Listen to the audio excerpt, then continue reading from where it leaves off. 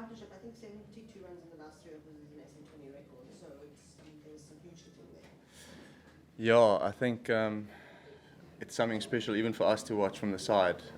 It's something domestically or even in the SA20 we haven't witnessed. So for Brevi and Shafane to do what they did at the end gives us a lot of momentum going into the bowling innings. So yeah, we over the moon. I think we enjoyed it just as much as anyone. So yeah. And just Newlands has seen a lot of runs these last 2 games. Is it a little bit different to previous seasons? I think it's been playing a bit better. Even domestic season, it's the T20 comp here has been quite high scoring. So they're obviously doing something right in terms of creating a good cricket wicket for the batters, I guess. But no, domestically and obviously the last couple of games have been high scoring games.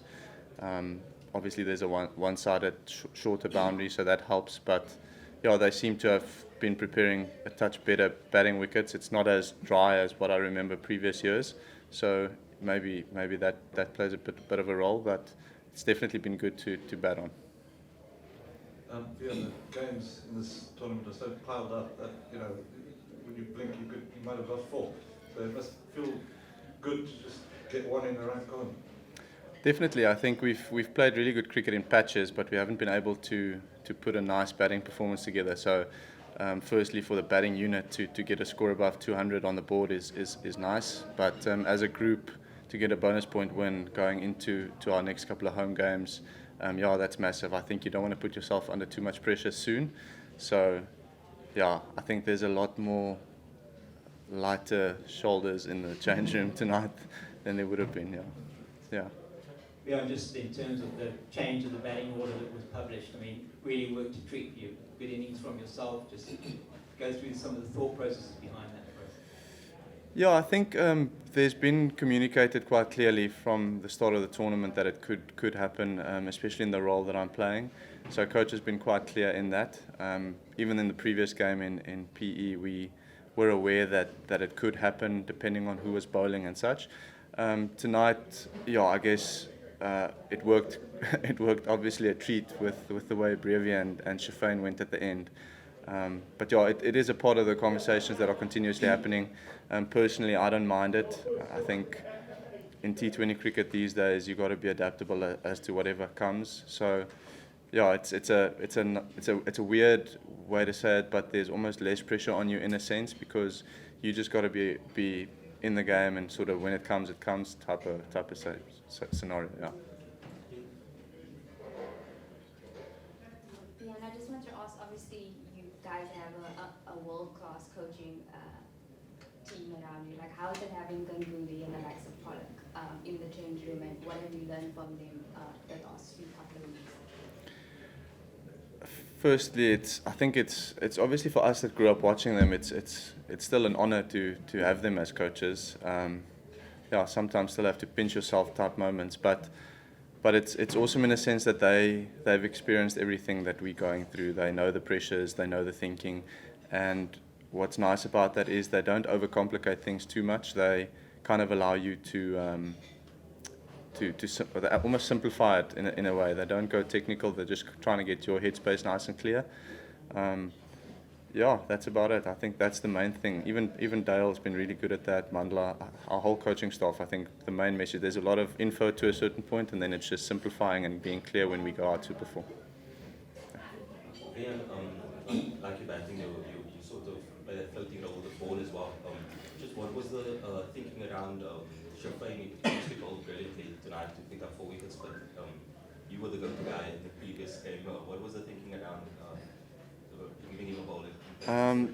So obviously I think it was quite clear, I don't want to speak on behalf of Kesh, but it was quite clear that they were targeting that short side. My cricket brain tells me Shafane allows the ball to sort of keep going away from the lefty with angle and his cutters, and obviously it paid off tonight. So I think, like I said with the batting, we all have a rough idea of what our roles are.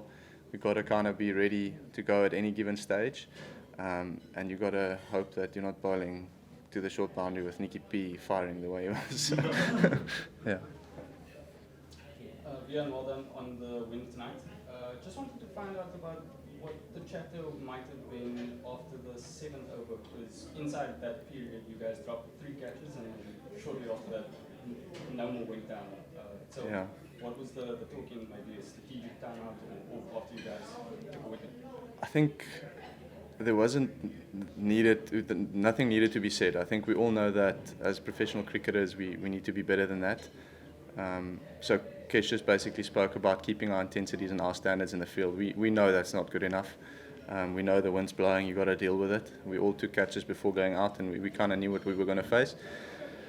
Yes, sometimes they go down. It's part of the game, but I think we were just a little bit flat up to that point, and from there, I think we actually still had one or two little slip-ups in the field, myself included. So, yeah, we definitely didn't have our best fielding performance, I want to say, up until about the 10th over. But, yeah, I think the intensities and the catching from there was quite good. So, Wihan, you talk about being adaptable. I think this is your third team in 4 seasons.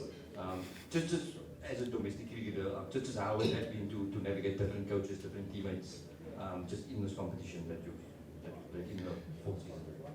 yeah, look, I think the benefit of having, I guess, been around domestically for a while is you deal with these coaches and most of the players at some point, whether it's against or for them in the same environment. So it's never a new face sort of team, if that makes sense. There's always people that you've dealt with in the past.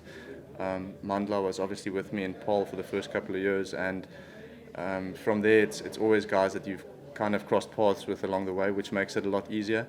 Obviously, in an ideal world, you wanna do what some of the guys are doing and perform for the teams and be stuck at one franchise for a while.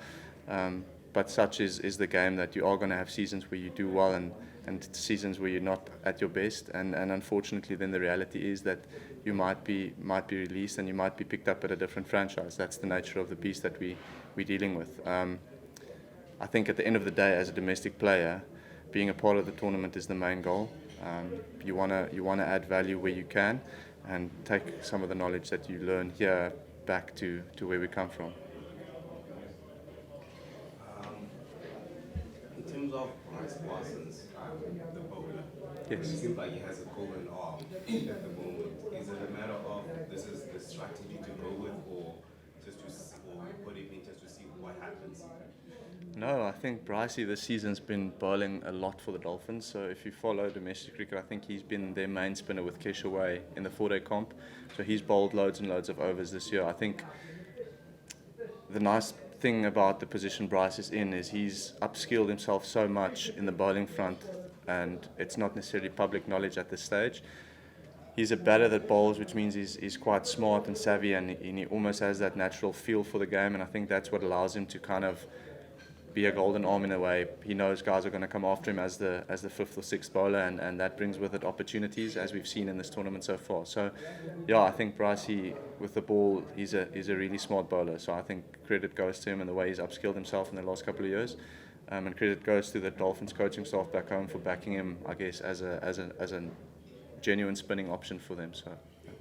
Just the last part, how are you feeling about your form this season? You're a captain domestically as well, so you spoke about the cricket break. Yes. So, and somewhat, how are you feeling? Yeah, I'm feeling good. It's Northwest had a bit of an up and down T20 comp, which is natural. I mean, that's the nature of the game. But 4-day comp, we've done well. Personally, I've been feeling really good. I've been bowling a bit more, which is nice. So yeah, I'm enjoying my cricket, and I'm enjoying the fact that we are in a position to add value even here with bat and with ball.